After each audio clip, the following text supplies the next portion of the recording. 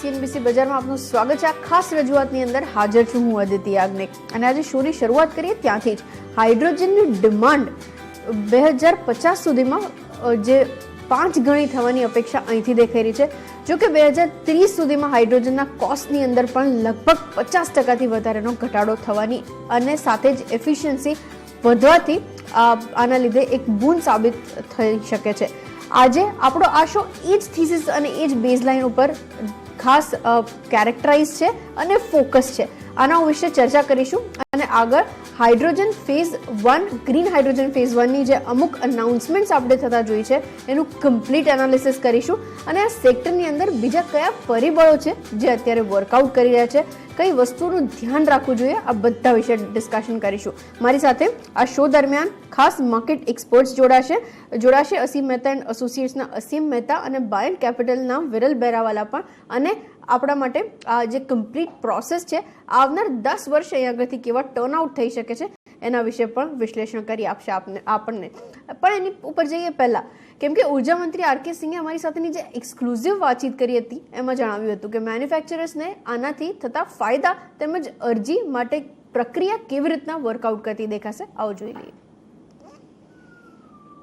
वह मैन्युफैक्चरर ये green hydrogen का मैन्युफैक्चरर या तो स्वतः लगा सकता है, कहीं लगा सकता है, या एक डेवलपर के माध्यम से रिन्यूएबल एनर्जी कैपेसिटी लगवा सकता है। हम उसको फ्री ट्रांसमिशन का सहूलियत फैसिलिटी देंगे 25 साल तक, जहाँ पर कि रिन्यूएबल एनर्जी पैदा होता है वहाँ से लेकर के जहाँ पर कि ग्रीन हाइड्रोजन बनेगा वहाँ तक 25 साल तक। इसके अतिरिक्त वह डिस्ट्रीब्यूशन कंपनी के थ्रू भी रिन्यूएबल एनर्जी खरीद सकता है, फिर भी हम फ्री ट्रांसमिशन की सुविधा देंगे। डिस्ट्रीब्यूशन कंपनी के थ्रू वो अगर रिन्यूएबल एनर्जी खरीदेगा तो डिस्ट्रीब्यूशन कंपनी जो अपना प्रोक्योरमेंट कॉस्ट है वही चार्ज करेगी, उसके अलावा व्हीलिंग चार्ज करेगी, ट्रांसमिशन कॉस्ट नहीं चार्ज करेगी क्योंकि वो तो फ्री है। ये हो गया एनर्जी के ट्रांसमिशन का। उसके बाद फिर हमने व्यवस्था की है कि इसके लिए कनेक्टिविटी की जो आवश्यकता है वो कनेक्टिविटी हम प्रायोरिटी पर दे देंगे तुरंत पहले, ये बिना किसी वेटिंग के। कनेक्टिविटी हम डायरेक्टली ISTS को भी दे सकते हैं, यानी कि अगर वो चाहे तो इंटर स्टेट ट्रांसमिशन सिस्टम में भी कनेक्ट हो जाए तो उसमें फिर उनका हैसल्स और कम हो जाएगा। कनेक्टिविटी हो गया। फिर हम ओपन एक्सेस हम जो भी एप्लीकेशन दिया जाएगा 15 दिन में ओपन एक्सेस ग्रांट होगा ये। और इसके अतिरिक्त हम बैंकिंग की व्यवस्था दे रहे हैं, 30 डेज बैंकिंग। तो क्या होगा कि वो दिन में सरप्लस रिन्यूएबल एनर्जी जनरेट कर सकता है, उसको स्टोर कर सकता है, बैंकिंग कर सकता है और उसका इस्तेमाल रात में कर सकता है। બિલકુલ, તો આપણે આ પોલિસીના વિશે પણ ડિસ્કશન કરીશું, બટ બ્રોડ બેઝલાઇનથી શરૂઆત કરીએ। આના યુઝેજીસ ક્યાં હોય છે, એપ્લિકેશન શું હોય છે, ગ્રીન હાઇડ્રોજન એટલે શું અને એના કયા પ્રકાર હોય છે એની બેઝિક્સથી શરૂઆત કરી લઈએ। મારી સાથે બાયન્ટ કેપિટલના વિરલ બેરાવાલા જોડાઈ ચૂક્યા છે। વિરલ, વેરી ગુડ આફ્ટરનૂન અને ઓવર ટુ યુ। કેમ કે મને યાદ છે આપણે આની ઉપર ઘણી વખત ડિસ્કશન કર્યું બી છે, તો શરૂઆત ત્યાંથી જ કરીએ। આપણા દર્શકોને થોડુંક સિમ્પ્લિફાઈડ અને લ્યુસિડ મેનરમાં તમે સમજાવી શકો ગ્રીન હાઇડ્રોજન કેવી રીતે યુઝેજ થશે અને અહીંથી પ્રોસિજર કેવી રીતના હોય છે, પ્લસ ગ્લોબલ સેટઅપની અંદર ઇન્ડિયા હવે આ ડિકેડ લોંગ ગ્રોથ કેવી રીતના જોઈ રહ્યું છે। Good afternoon to you to Aditi. 2050 સુધી દુનિયાને કાર્બન ન્યુટ્રલ થવાનું છે, એટલે કે આ જે ઇન્ડસ્ટ્રીયલાઇઝેશન ફેઝ થયું એની પહેલા જે આખી જે દુનિયાનું જે તાપમાન હતું એનાથી 1.5% જ વધવું જોઈએ, એનાથી વધારે નહીં થવું જોઈએ। તો એના માટે બધા જ કન્ટ્રીઝે ઘણા બધા એગ્રીમેન્ટ સાઇન કર્યા છે અને એના માટે જે એનર્જી છે એ રિન્યુએબલ સોર્સિસ તરફ જઈ રહી છે। હવે રિન્યુએબલ સોર્સ શું હોય એનર્જીનું? કંઈ બી હોઈ શકે, સોલર હોઈ શકે, રાઈટ, વિન્ડ એનર્જી હોઈ શકે કે હાઇડ્રો ઇલેક્ટ્રિસિટી હોઈ શકે, આ બધા રિન્યુએબલ છે। તો ઇશ્યુ છે કે આપણને રિન્યુએબલ એનર્જી જનરેટ કરતા તો આવડે છે, રાઈટ, પણ આમાં આ જે જનરેશન થશે એ કન્સિસ્ટન્ટ ના હોય। જેમ કે સોલર એનર્જી હોય તો દિવસ દરમિયાન થાય, વિન્ડ એનર્જી હોય ક્યાં તો વહેલી સવારે ક્યાં તો સાંજના ટાઈમે પીક થાય, રાઈટ। હાઇડ્રો પણ તમારે પાણી જોઈએ તો આખું વરસ ડેમ્સમાં પાણી નહીં રહે। તો એટલે તમારે બધા રિન્યુએબલ સોર્સિસ યુઝ કરવા પડશે, પણ આને તમારે કશેક ને કશેક સ્ટોર કરવું પડશે, કારણ કે આપણું જ્યારે આ રિન્યુએબલ્સ ક્રિએટ થાય, જનરેટ થાય ને યુઝ થાય એનો ટાઈમ જુદો હોય। આપણને પીક એનર્જી એકચ્યુઅલી રાત્રે જોઈએ। તો આના માટે શું કરી શકીએ? તો 2 ઓપ્શન છે। એક તો છે કે તમે બેટરી ટેકનોલોજી સુધારી લો, તમે આજે એનર્જી ક્રિએટ કરી એને તમે બેટરીઝથી કરીને બેટરીમાં સેવ કરી દો, કે સેકન્ડ ઓપ્શન છે ગ્રીન હાઇડ્રોજન, રાઈટ। આમાં બહુ બધા અધર ઓપ્શન્સ છે પણ પ્રાઇમરીલી હમણાં આ 2 ચાલે છે। બેટરીમાં ઇશ્યુ શું છે? બેટરીમાં ઇશ્યુ છે કે અત્યારે જે લિથિયમ આયન બેટરીઝ છે એમાં બહુ બધા રેર અર્થ મિનરલ જોઈએ, એની સપ્લાય જ નથી. જો આપણે બનાવી પણ લીધી રિન્યુએબલ એનર્જી તો આટલો મટીરિયલ જ નથી કે આપણે બધી સ્ટોર કરી શકશું.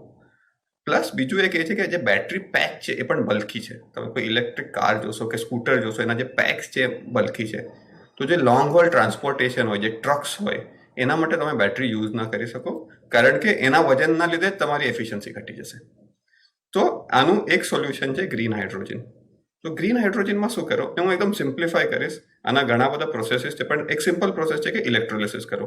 તો તમે પાણી છે એમાં ઇલેક્ટ્રિસિટી નાખો, એને પ્રોસેસથી ઇલેક્ટ્રોલિસિસથી એને ઓક્સિજન હાઇડ્રોજનમાં ડિવાઈડ કરો, ને આ જે હાઇડ્રોજન સેપરેટ થાય એને કેપ્ચર કરી લો. હાઇડ્રોજનના બહુ બધા એડવાન્ટેજીસ છે, જેમ કે તમારે બેટરી હોય તો આખી રાત ચાર્જ કરવી પડે, કે અલ્ટ્રા ફાસ્ટ ચાર્જર હોય તો બી 15 મિનિટથી અડધો કલાક લાગે. આ તમે સીએનજીની માફક ફિલ કરાવી લો. રાઈટ, સીએનજી કેવી રીતે ફિલ કરાવો છો ગેસ સ્ટેશન પર, એવી રીતે. બીજું કે આ બહુ લાઇટ છે. અત્યારની ટેકનોલોજીથી પણ તમે 1 કિલો જે ગ્રીન હાઇડ્રોજન છે એ 3 લિટર ડીઝલ જેટલું તમને એફિશિયન્સી આપી દે. ચાર્જિંગ ટાઈમ નથી, ને જે ડિસ્ચાર્જ છે એ ખાલી વોટર છે, રાઈટ, એ પાછું પાણી બની જાય.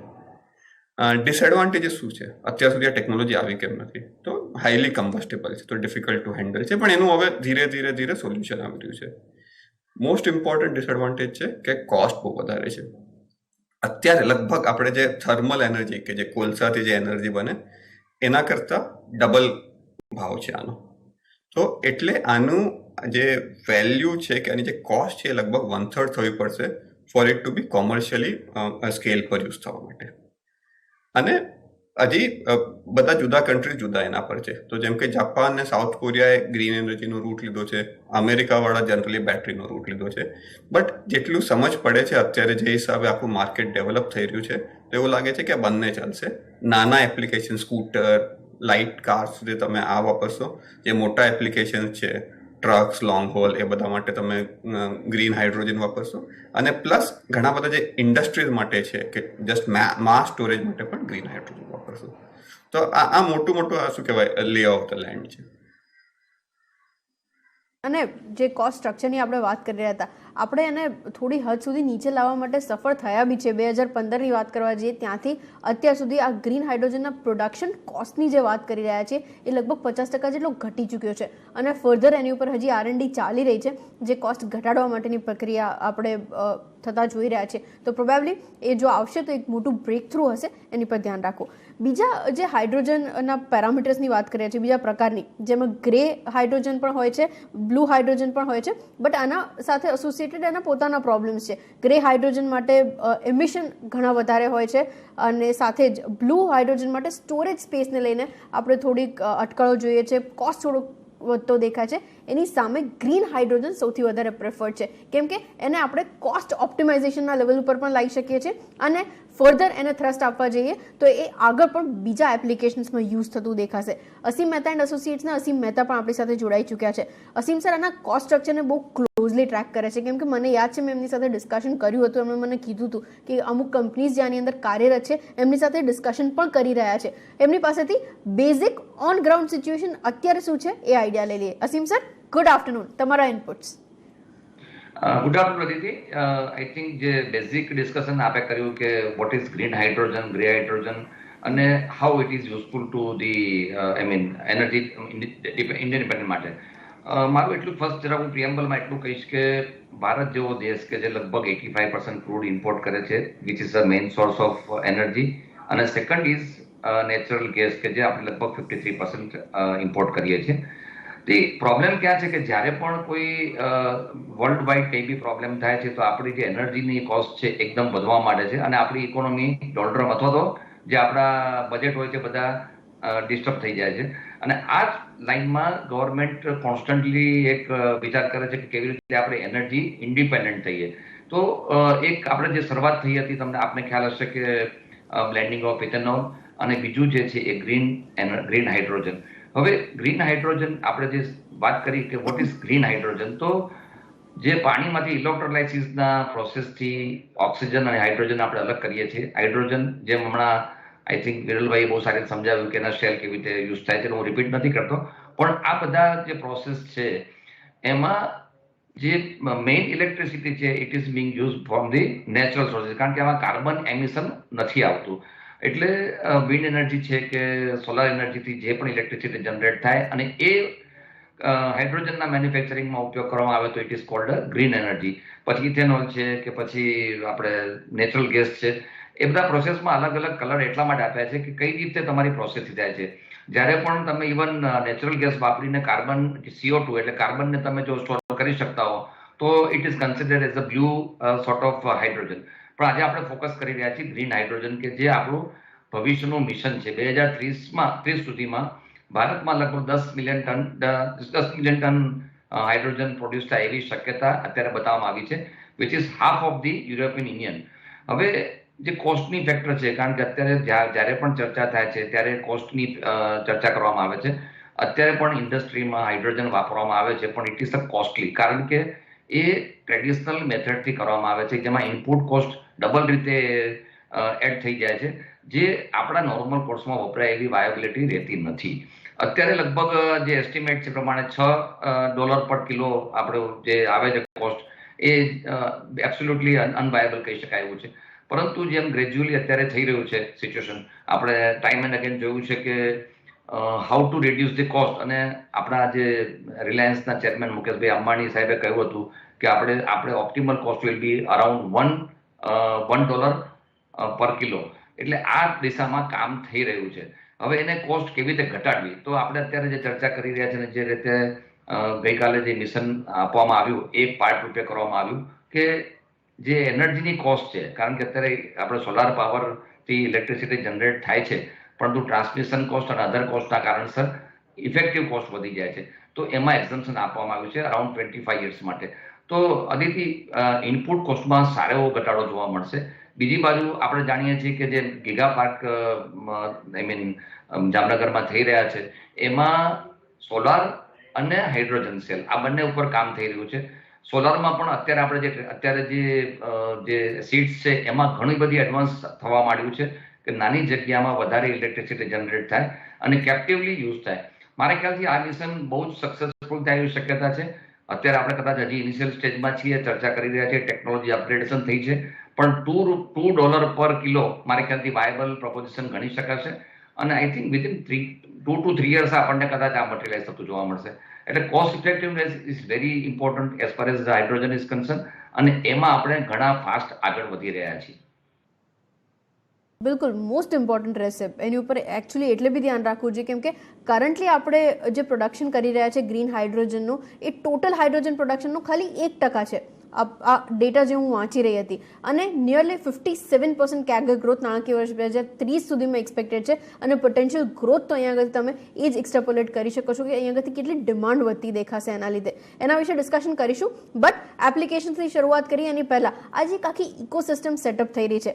કયા સેક્ટર્સને બેનિફિશિયરી થશે અને કયા લાઇન્સ છે જેના થ્રુ આપણે એના બેનિફિટ્સ સરપાસ થતા જોઈશું, એની ઉપર એક ડિસ્કશન કરી લઈએ. વિરલ, આપનાથી શરૂઆત કરીએ. તો આખું જે ઇકોસિસ્ટમ આનું ડેવલપ થશે, તો એવું નથી કે ખાલી મેન્યુફેક્ચરરને ફાયદો થશે. આમાં ઓવર જે 5-7 વર્ષમાં બહુ બધાને ફાયદો થશે. તો એક તો મેન્યુફેક્ચરિંગ સાઇડ ક્લિયર છે કે રિલાયન્સ ઇન્ડસ્ટ્રીઝ છે, એ લોકો ઓલરેડી 5.5 લાખ કરોડ ઇન્વેસ્ટ કરવાની વાત કરી છે, ને આખું મેગા પ્લાન્ટ છે. મતલબ ઇલેક્ટ્રિસિટી જનરેશનથી સોલર પેનલ્સથી લઈને બધું એક આખું એક ઇન્ટિગ્રેટેડ સોર્ટ ઓફ પ્લાન્ટ થશે. બીજું છે કે જે પેટકેમ કંપનીઝ છે, કે એ લોકો પાસે સમ કેમિસ્ટ્રીની સારી અન્ડરસ્ટેન્ડિંગ છે, જેમ કે ગેલ છે, કે એ લોકોને ફાયદો થઈ શકે. સેકન્ડ, આ જે હાઇડ્રોજન છે એ સપ્લાય કરવાના 2 રીત છે. એક તો તમે ટ્રક્સથી કરી શકો, પણ એ નહીં થાય કારણ કે બહુ હાઈલી ઇન્ફ્લેમેબલ છે, કમ્બસ્ટેબલ સોર્ટ ઓફ ગેસ છે. તો એના માટે પાઇપલાઇન થશે. તો પાઇપલાઇન કંપનીઝ ધ્યાનમાં રાખી શકે, જેમ કે ગેલ કે GSPL છે. એક્ઝિસ્ટિંગ છે, નવા પ્લેયર્સ આવી શકે, પણ અત્યારે આમાં એ છે. લાસ્ટલી પોસિબલ છે કે હાઇડ્રોજનના મેન્યુફેક્ચરર્સ જુદા હશે ને જે રિન્યુએબલ એનર્જી બનાવવાવાળા હશે જુદા હશે. તો એક રિન્યુએબલ એનર્જીની જે કંપની છે એ છે. તો આ તો એક જે મેન્યુફેક્ચરિંગ ને સપ્લાય ચેનની છે ઇકોસિસ્ટમ થઈ એ છે. સેકન્ડ છે કે જે કેમિકલ કંપનીઝ છે એ લોકોને ફાયદો થઈ શકે, ઇન ધ સેન્સ કે આ લોકો એના સેકન્ડરી યુઝીસ વિચારી શકે. થર્ડ એક લેવલ થઈ શકે કે આના માટે જ્યારે હાઇડ્રોજન ગ્રીન હાઇડ્રોજન તરફ જશું તો કાર્સની ડિઝાઇન વગેરે ચેન્જ થઈ શકે. તો તમે આઈટી સાઇડ ER&D કંપનીઝ જોઈ શકો, 3-4 લિસ્ટેડ છે એમાં. ઓટોમોટિવ સાઇડ એક જ છે, KPIT જ છે. તો એ લોકોને વધારે બિઝનેસ મળી શકે. ઓલરેડી EV સાઇડ છે, પાવર ટ્રેન સાઇડ છે એ લોકો, પણ પોસિબલ છે કે સેમ મેન્યુફેક્ચરર્સ આ બનાવવાના છે. અત્યારે પણ 3 જ મેન્યુફેક્ચરર છે જેટલું મને ખબર છે ગ્રીન હાઇડ્રોજનની કાર્સમાં, Hyundai, Toyota and one more. તો એ છે. લાસ્ટલી થોડા MNC કંપનીઝ જોઈ શકો. તો MNCમાં શું થશે કે એ ઓપ્શનાલિટી છે. ઇન્ડિયામાં એ લોકો લાવશે ટેકનોલોજી, નહીં લાવશે, ઇન્ડિયાની આ સબસિડરીમાં લાવશે, બીજામાં લાવશે નહીં, ખબર નથી. બટ પોસિબલ છે કે એ લોકો પાસે અન્ડરસ્ટેન્ડિંગ, કોમ્પિટન્સ ને લાર્જ સ્કેલ પ્લાન્ટ બનાવવાનો એક્સપિરિયન્સ છે. તો એવો 3-4 છે. લિન્ડે ઓફકોર્સ ઓબ્વિયસ એક્ઝામ્પલ છે, they are big in gas. But BASF છે કે ઇનિયોસ ટાયરોલ્યુશન છે, તો એ ટાઈપનું છે. તો આ 4-5 બકેટ્સ છે જેમાં ફાયદો થશે અને over a period of time. બીજું એક છે કે આ પોલિસીમાં બહુ ઇન્ટરેસ્ટિંગ વસ્તુ એ હતી કે એ લોકો જે ટ્રાન્સમિશન ચાર્જીસ નહીં લે એ 25 વર્ષ માટે નહીં લે એવું કીધું છે. બટ તમારે જે પ્લાન્ટ છે બીજા 3.5 વર્ષમાં ઓપરેશનલ કરવાનો છે, 30 જૂન 2025 સુધી. તો ગવર્મેન્ટ ક્લિયરલી કહે છે કે તમે પ્લાન્ટ અત્યારે નાખો અને અમે તમને એન્શ્યોર કરીએ છીએ કે over life cycle of the project તમારા કોસ્ટ લો રહેશે. તો એ ટાઈપનું પ્રેશર છે. બીજું છે કે જે ઇકોસિસ્ટમનું તમારો જે ક્વેશ્ચન હતો એ ખાલી ડોમેસ્ટિક ઇકોસિસ્ટમ નહીં પણ ગ્લોબલી આની ઇકોસિસ્ટમ ડેવલપ થઈ રહી છે.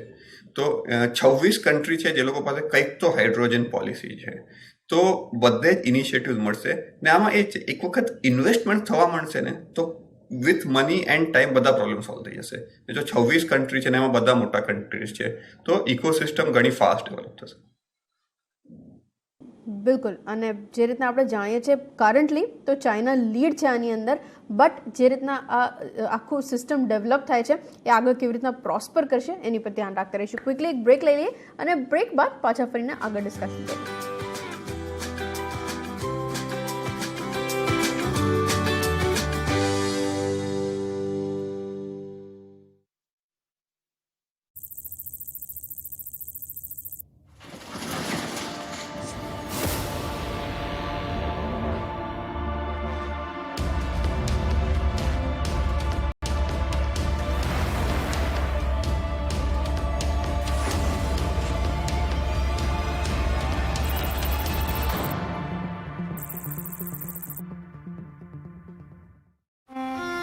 कभी कभी खुशी के लिए कुछ ज्यादा नहीं, एक अनजान दोस्त ही काफी है.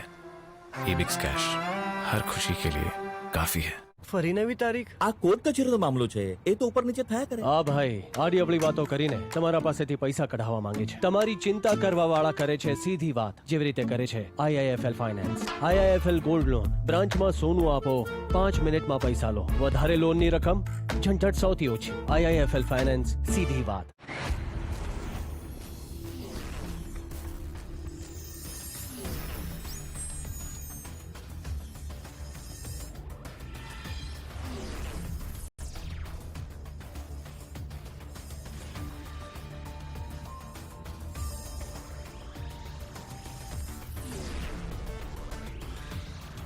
This is CNBC Bazaar Newsroom, powered by Ebix Cash. તને 5 પૈસા નથી ખબર? હવે તો સૌને ખબર છે 5 પૈસા પર છે 4000 સ્ટોકનું રિસર્ચ, ટેકનિકલ ટૂલ્સ અને રોકાણ આઈડિયા. અત્યારે જ 5 પૈસા ડાઉનલોડ કરો. હવે તો સૌને ખબર છે 5 પૈસાની સાથે રોકાણ થયું સરળ અને લાભદાયક પણ. જામીનગીરી બજારમાં રોકાણ એ જોખમને આધીન છે. રોકાણ કરતા પહેલા સંબંધિત તમામ દસ્તાવેજો વાંચો. This is Network 18, and you are watching CNBC Bazaar, powered by Ebix Cash. Ebix Cash हर खुशी के लिए काफी है.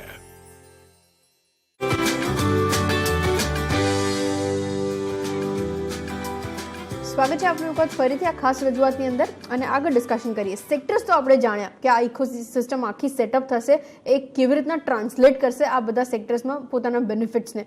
બટ સિલેક્ટિવ પિક્સ કઈ હોવી જોઈએ? અસીમ સર, આપની તરફથી એક આઈડિયા, તમે સિલેક્ટિવ કયા કાઉન્ટર્સ અહીંયા આગળથી આપ સજેસ્ટ કરી રહ્યા છો આપણા દર્શકોને? દીદી સૌપ્રથમ તો જ્યારે આપણે ગ્રીન હાઇડ્રોજનની વાત કરીએ છીએ, એક ફ્યુચરિસ્ટિક છે અને આપણે એક ગ્રાઉન્ડ લેવલે કામ પણ થઈ રહ્યું છે. પણ એક એડિશનલ ફેક્ટર અત્યારે પણ જે ગવર્મેન્ટે ડિરેક્ટિવ્સ આપી છે કે જે ફર્ટિલાઇઝર્સ છે એમને ગ્રેજ્યુઅલી એમના જે એમિશન્સ છે એમાંથી ગેસમાંથી હાઇડ્રોજન પ્રોડ્યુસ કરી અને એમને કેપ્ટિવ માટે એમને કહેવામાં પણ આવ્યું છે. આ એક ઇનિશિયલ સ્ટેજની વાત છે. એટલે hydrogen will be useful in many industry in this respect. હવે આપનો સ્પેસિફિક ક્વેશ્ચન છે કે કઈ કંપનીઓ અત્યારે આમાં કામ કરી રહી છે અને કયું પીક છે. તો પ્રાઇવેટ સેક્ટરમાં આદિત્ય અત્યારે લગભગ 3 કંપનીઓ લીડ કરી રહી છે. વન ઇઝ રિલાયન્સ ઇન્ડસ્ટ્રી, આપણે જાણીએ છીએ કે હ્યુજ ઇન્વેસ્ટમેન્ટ કંપની કરી રહી છે, અને બીજી છે લાર્સન ટુબ્રો, અને થર્ડ અદાણી ગ્રુપને આપવામાં આવી છે.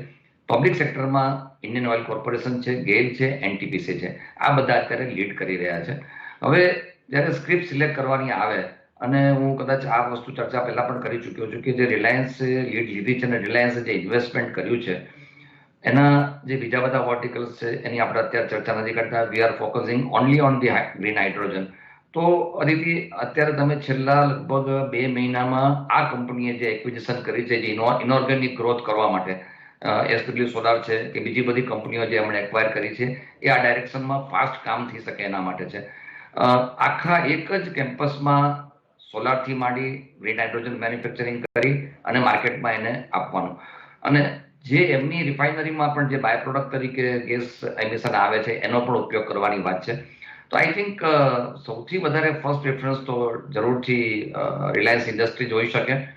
કારણ એક જ છે, ઇમ્પ્લિમેન્ટેશન જ્યારે પણ વાત આવે છે ત્યારે કંપની હંમેશા લીડ લેતી હોય છે. તો મારું જે પિક છે first, that is Reliance industry.